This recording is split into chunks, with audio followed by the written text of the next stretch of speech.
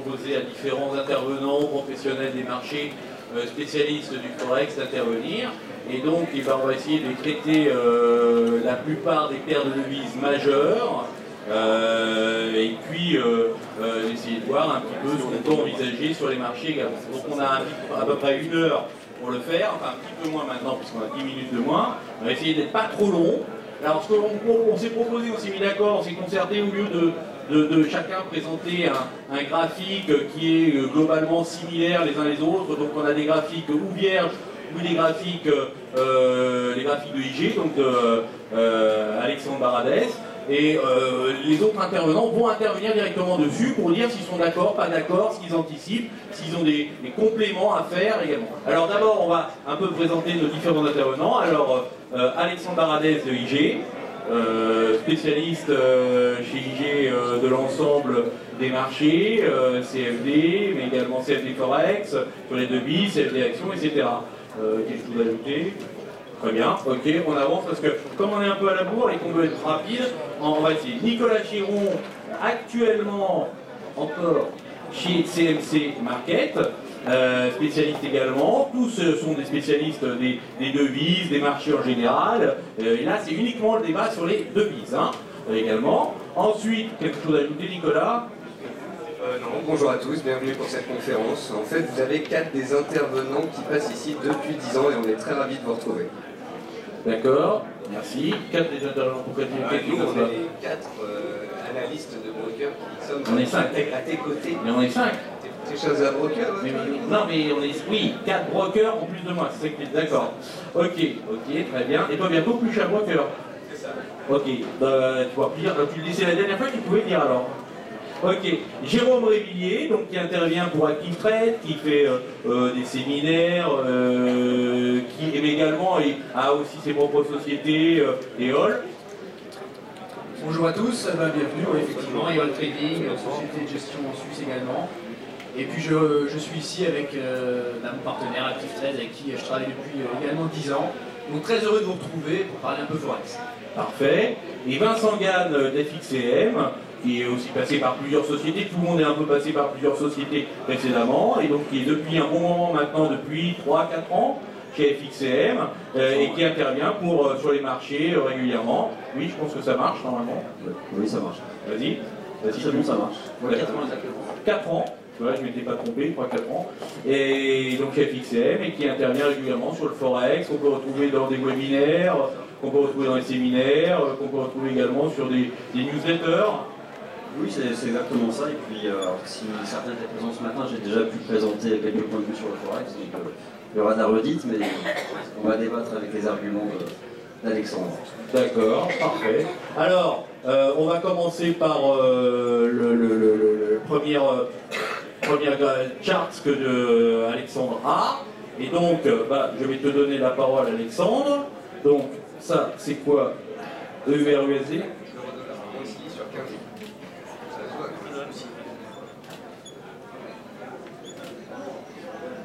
Bien, bonjour à tous. Bonjour à tous. On est retrouvés, je connais certains visages d'année en année. On va donc démarrer avec l'eurodoll que je ne vois plus. Donc, il va revenir. Voilà. Alors, juste la slide précédente, et après, ça c'est aussi pour terminer. On va donc commencer par l'euro, l'évolution de l'euro par rapport au dollar. Donc, ça, c'est un graphe très long terme que vous avez à l'écran. C'est un graphe de l'évolution de l'euro depuis les années 2000, son lancement, jusqu'à maintenant. Avant d'accéder au graphique et de faire très synthétique, c'est de parler du niveau du dollar index globalement. Je pense que le dollar index est autant à surveiller que l'évolution de l'euro par rapport au dollar. On sait que le dollar index, c'est l'évolution du dollar par rapport à l'euro, à la livre, au yen, au franc suisse, avec une pondération plus forte pour l'euro, qui représente plus de 50% de la composition de l'index. Le dollar index, donc on mesure, il a 100, 102, 103, etc. Il a accéléré au-delà de 100 après tout le Trump. En novembre, décembre, on est monté à 104 $ index. On est retombé sous les 100 un petit peu avant la décision de la Fed de relever les taux. Le mois qui a précédé la décision de la Fed de relever ses taux, donc en mars, le dollar index est remonté à 102. Il est retombé sous les 100 juste après. Le marché considérant que son message, le message de relèvement n'était pas forcément un engagement à aller beaucoup plus loin tout de suite. Et on voit que depuis quelques jours, et ça impacte évidemment l'euro. Tu as le dollar index avec non, mais je sais pas, je le décris. Je viens de te le mettre. Non, j'ai l'eurodoll, mais c'est pas grave, c'est juste un raisonnement. On a une poussée du dollar depuis quelques jours à nouveau, qui ramène donc l'euro, et là on va pouvoir avec cette graphique, qui ramène l'euro sous la zone des 1,07. On est sur une zone, voilà, l'eurodoll, ce qui est important de décomposer, c'est le mouvement initial, vous voyez, début des années 2000, 2005, 2006, où une décroissance régulière avec un bottom, avec un support marqué à 1,20, la cassure des 1,20 où on tombe à 1,05, longue phase de ponceau ensuite, donc quasiment 2 ans et demi, et tentative de sortie par le bas, ici, où vous couvrez la parité, ce qui n'est pas notre cas, et on remonte au-dessus d'un 0,5. Et nous sommes actuellement dans une phase où on est venu buter sur la moyenne mobile que vous avez ici, et on repart sous le 1,08. Aujourd'hui, on va passer à la slide suivante, voilà, nous sommes ici, on est encore un peu plus bas ce matin, sous le 1,07. On est confronté à, comme d'habitude avec l'eurodoll, un affrontement entre la rhétorique de la Fed, la rhétorique de la BCE, mais avec en plus un élément qui est assez nouveau, c'est l'élément politique, avec une politique américaine qui change sensiblement par rapport aux administrations précédentes et qui a impact aussi l'évolution de la devise. Aujourd'hui, vous voyez que ce genre de configuration, si vous la regardez depuis 4-5 mois, elle est relativement neutre. C'est-à-dire que c'est une configuration en triangle, on passe, vous voyez, l'élection de Trump, on était tout en haut, on tombe, le dollar qui s'apprécie très fortement, l'euro qui rebondit une fois, 2 fois, 3 fois, et qui revient au centre finalement de cette zone de consolidation. Moi, je commencerai à repasser plus fortement baissier eurodoll si on commence à retaper le bas du triangle. C'est-à-dire là, on est sur des moyennes mobiles, c'est extrêmement neutre. Ça représente un triangle sur 2 moyennes mobiles daily, donc 50 et 100, donc 2 moyennes exponentielles. C'est une zone, c'est ce qu'il y a plus neutre en fait, sur un marché, au centre d'une zone de consolidation, dans des moyennes de prix. Si on tape le bas du triangle, là on commence à avoir à nouveau une pression baissière qui va s'exercer sur l'eurodoll. Et donc, moi je pense que ce sont des bonnes zones, sous un 0,5, vous voyez, ou plutôt un 0,550, si on commence à taper le bas du triangle, pour commencer à revendre de l'euro, parce que cette fois-ci, il y a une probabilité plus élevée, elle est toujours déjà de retomber sur le plus bas précédent, mais surtout d'aller chercher potentiellement la parité. C'est-à-dire que là, si on commence à sortir par le bas de ce triangle, la probabilité d'aller se rapprocher de la parité va s'accroître de manière exponentielle, mais de manière très importante, parce qu'auparavant, il y a eu plusieurs tests, une fois ici, où le marché s'arrête à chaque fois, mais ne va pas chercher la parité. Et donc là, une nouvelle pression baissière sur l'eurodoll qui sortirait par le bas du triangle serait un signal plutôt baissier. Juste à terminer là-dessus, sur les signes d'invalidation, par contre, si on déclenche l'opération de baisse pour aller chercher déjà le 1,03 et ensuite potentiellement la zone 1,02, 1,01, il ne faut pas qu'une fois qu'on sort du triangle, on puisse remonter au-delà des moyennes mobiles mensuelles. Pas très loin, mais c'est la zone d'invalidation. Si le marché tente de sortir par le bas et repasse plus des moyennes, terminé pour le signal vendeur. Alors, j'essaye, je te mets un peu, pousser un peu dans tes retranchements, et puis on doit essayer d'avancer un petit peu. Donc, on a plusieurs devises à voir, je te pousse un peu. Première chose, on achète ou on vend l'euro contre dollar. Moi, je serais favorable par rapport au... Tout de suite. Là, on a touché un plus haut, un peu en dessous de 1,09,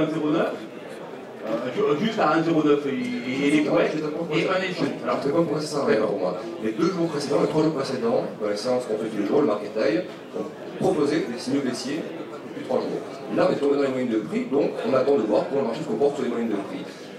Sur les moyennes de prix, il peut parfaitement s'appuyer dessus comme support, repartir, sortir par le triangle et chercher les plus hauts précédents. Là, il y aura un signal d'achat. Pour moi, le signal d'achat sera là. Tant qu'on est dedans, pour l'instant, c'est relativement neutre. Donc, je dirais que le dollar, selon moi, a quand même un potentiel d'extension qui reste très présent. C'est-à-dire que quand on entend Trump nous dire d'abord le dollar est trop fort, c'est une chose, mais quand on entend extension, donc l'euro et le dollar, tu penses qu'il peut baisser assez fort. Je pense que ça va traduire un petit peu plus. Parce que l'extension, son secrétaire au Trésor à Trump, donc Mnuchin, prend la trajectoire opposée de Trump. Il dit en gros un dollar fort, c'est le signe d'une économie forte, c'est un signe de confiance dans l'économie américaine. Donc lui, il est un ancien banquier en plus, chez Goldman Sachs, connaît parfaitement l'évolution des marchés, et il sait très bien qu'en début d'administration, début de mandat, s'il dit qu'un dollar fort, c'est pas plutôt une mauvaise chose pour les États-Unis, c'est-à-dire qu'il estime que la politique qu'il va mettre en place sera de nature à redresser le dollar et l'amener beaucoup plus haut. Donc, et avec une BCE en face, une zone euro qui reste encore empêtrée dans ces questions politiques, le risque d'avoir une rechute de l'euro est très important. Mais il y a d'un côté la macro et la politique, on va l'écrire, mais il y a aussi l'aspect technique qui prédomine, c'est-à-dire que pour avoir des signaux vendeurs, malgré cette politique-là, il faut quand même que le marché sorte des zones techniques. Et pour l'instant, il est en plein dedans, donc il faut commencer à sortir par ici 1,05, 1,0550, et là il y aura une pression baissière qui commencera. C'est vrai que de toute façon, l'eurodoll, c'est la paire la plus traitée, la majeure la plus traitée dans le monde. C'est certainement, alors, je dévoile un petit secret, vous savez que moi j'ai des étudiants à Dauphine en master, qui me font coucou, qui viennent et ils aiment bien un peu savoir. Donc le contrôle terminal pour passer en Master 2, c'est en Master 1 pour l'instant, de Trading Forex, va porter sur les devises. Et donc je pense que la devise Eurodoll, donc il y a une question analyse fondamentale, une question analyse technique et ensuite une conclusion. Voilà un petit peu le sujet. Si vous voulez devenir trader, vous venez à Dauphine, vous passez par mon cours et vous pouvez le suivre. Alors il y a aussi d'autres qui sont simplement au niveau analyse technique en L3, en licence. Et là, c'est master. Et master, je pense que la paire euro-dollar, je ne sais pas si tu es d'accord avec moi, c'est une paire très surveillée et qu'il faut connaître. Donc passer un master, un sujet sur le master et sur l'euro-dollar, ça serait intéressant. Alors, ça c'était un petit aparté. Deuxième chose, tu dis l'analyse fondamentale, globalement, l'euro devrait encore baisser. C'est-à-dire le dollar devrait encore monter. Donc c'est pour ça que globalement, ton analyse fondamentale est plutôt baissière, mais tu attends les conclusions et d'autres éléments. Et les questions d'inflation, il faudra surveiller aussi parce que la zone euro, ce matin, les chiffres d'inflation sont largement en dessous du consensus, alors qu'aux États-Unis, même sur l'inflation corps, on est dans 1,7, alors qu'en euro, on est à 0,7. Donc la Fed est plus proche des objectifs que la BCE, donc ça sous-entend aussi que la BCE reste encore une Ce que je vais critiquer, c'est surtout l'aspect analyse fondamentale. C'est-à-dire qu'on entend tellement d'analyse dans un sens dans l'autre que l'analyse fondamentale, c'est pas mieux que pas grand-chose. Je sais que, et pourtant je donne des cours aussi à Dauphine, mais j'explique bien que ça vient souvent en complément. C'est-à-dire que si effectivement le dollar devait autant baisser, pourquoi ça ne baisse pas? Pourquoi ça ne baisse pas plus vite? Pourquoi? C'est-à-dire qu'il y a, en tout cas, si tu es d'accord, si le dollar devait monter et l'euro devait baisser, tu as raison, excuse-moi, eh bien, ça devrait se voir plus vite. Donc, ça veut dire qu'il y a beaucoup d'intervenants qui ne sont pas d'accord avec toi.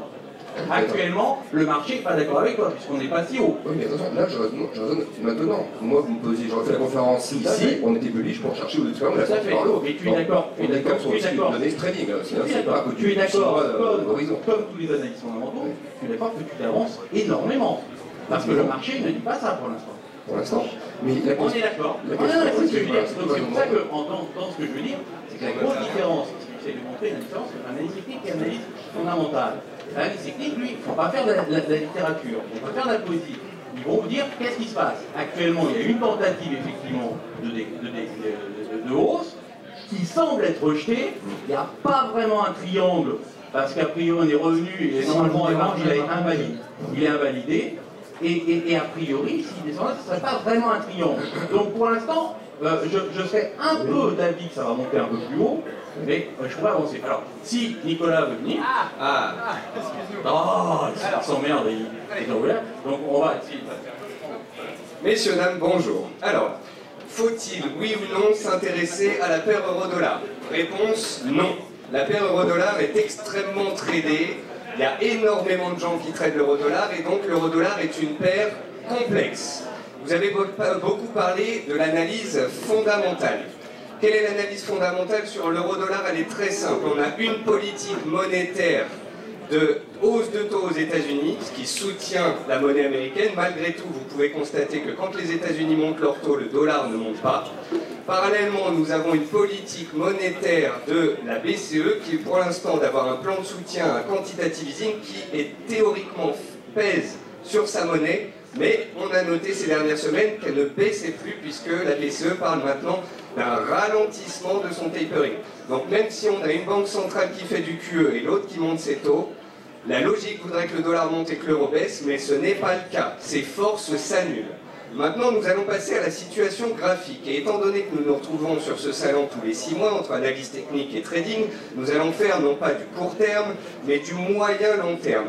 Quelle est la situation graphique de l'euro-dollar depuis 2 ans? C'est un range. Comment traite-t-on un range? De 2 façons. Soit vous achetez la borne basse, vous vendez la borne haute, soit vous attendez une sortie de ce range. En d'autres termes, si l'euro revient sur la zone des 1,04, 1,05 et qu'il y ait réagi favorablement, c'est que nous avons des forces en présence qui pensent, comme nombreux, de plus en plus que la parité ne sera pas atteinte, auquel cas un achat pourra être opéré. Si l'euro-dollar remontait très fortement car l'inflation remonterait en zone euro par magie et ferait remonter la paire euro-dollar vers les 1,14, 1,15, soit la borne haute du range dans lequel il évolue depuis 2 ans, si une réaction baissière a lieu, alors il sera le moment de s'y intéresser. En d'autres termes, au cours actuel, l'euro est dangereux et absolument inintéressant. J'attendrai donc une réaction éventuelle sur la borne basse ou la borne haute du range dans lequel il fluctue depuis 2 ans à 1,0450 ou à 1,14. Merci. D'accord, c'est un peu la même idée que Nicolas. C'est ce que j'ai dit il y a 6 mois en fait. On achète en bas et on vend en haut. D'accord. Et un peu la même chose que ce que dit Alexandre.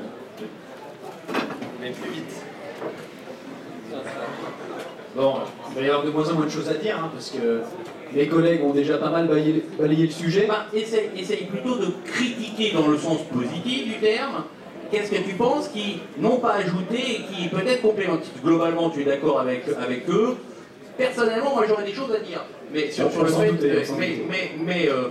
c'est-à-dire que j'ai eu le sentiment, alors je vais te pousser un peu dans l'autre sens, c'était un peu long terme ce qu'ils disaient. Enfin, évidemment, ils attendent un signal, mais si on est très court terme, donc c'est les graphiques daily, si on peut faire aussi du marché plus intraday, est-ce qu'il y a des choses à faire ou pas? Alors, effectivement, on a parlé plutôt swing trading, plutôt vision moyen-long terme. Ce qui se passe, et je vais revenir un peu sur ce qu'a dit Nicolas, c'est qu'il manque du momentum. C'est pas valable que pour l'eurodoll, c'est valable pour tous les marchés. Vous avez vu les indices, vous avez vu, on est dans une phase d'attente. Alors il y a pas mal de facteurs géopolitiques, etc. qui pèsent. Pour résumer, là sur l'euro-dollar, on a quoi? On a une Fed où on attend, on est dans des marchés d'anticipation, que ce soit à moyen terme ou à court terme. Ce qui se passe aujourd'hui ne nous intéresse déjà plus. Hein. C'est ce qui va se passer dans 6 mois, dans 1 an qui nous intéresse. Aujourd'hui, on a une Fed où on price 4 hausses de taux, et puis de l'autre côté, on attend à ce que la BCE continue son quantitative easing. On a de fortes chances d'être pris à contre-pied, c'est-à-dire que la Fed ne montera pas 4 fois ses taux, et la BCE ne pourra pas continuer et a commencé à baisser les montants alloués. Maintenant, si on doit faire